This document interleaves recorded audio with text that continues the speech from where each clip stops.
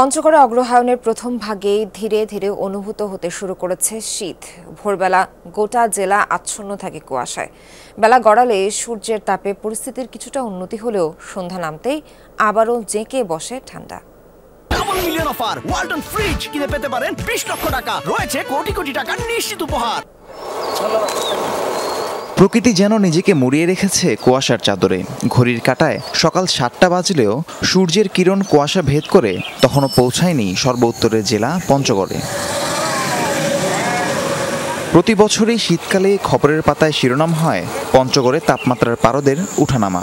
অগ্রহায়ণের শুরুর সময়টাতেই এই অঞ্চলে জেঁকে বসতে শুরু করেছে শীত। গরম কাপড় ছাড়া সকালে বাড়ির বাহিরে বেরোয় না কেউ।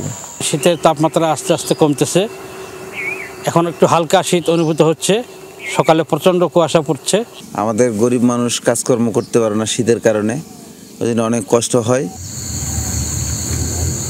কুয়াশা, হিমেল হাওয়া কিংবা হাড় কাঁপানো শীত, আবহাওয়া যেমনই হোক পেটের দায়ে কাজে যেতে হয় শ্রমজীবীদের।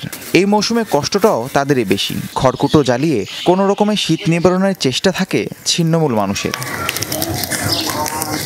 শীত করতেছে, যে শীতের মধ্যে আইলাম, এখন কুয়াশা পড়বো। এই কুয়াশার মধ্যে যাইতেই হবে বাংলা বান্দা, না গেলে পেটে ভাত নাই। যাইতে হয় বাংলা বান্দা।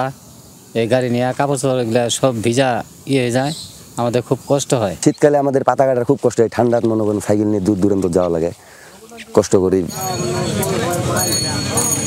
দুর্ভোগের পাশাপাশি শীতকালের আছে কিছু মধুর চিত্র। অন্ধকার নামার পরপরই প্রাণবন্ত হয়ে ওঠে অলিগলির অস্থায়ী পিঠাপুলির দোকান। পসরা সাজিয়ে জমজমাট ব্যবসা করেন মৌসুমি কাপড় ব্যবসায়ীরাও। পাকা পিঠার দোকান প্রতি শীতেই দেই। শীতকাল আসলে বাজারে ভাপা চিতোয়া এটা বেশি চলে। আর শহর এলাকা তো বাজারে মনে করেন সবাই আসে, এটাই পছন্দ করে বেশি। আমি বাজারে আমি সাথে পিঠা খাতে আসছি, আর খাই আমার ছোট বোনের জন্য নিয়ে যাব।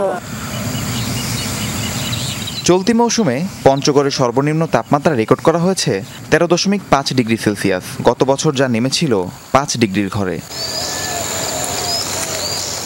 রাহিম সারোয়ার, যমুনা নিউজ।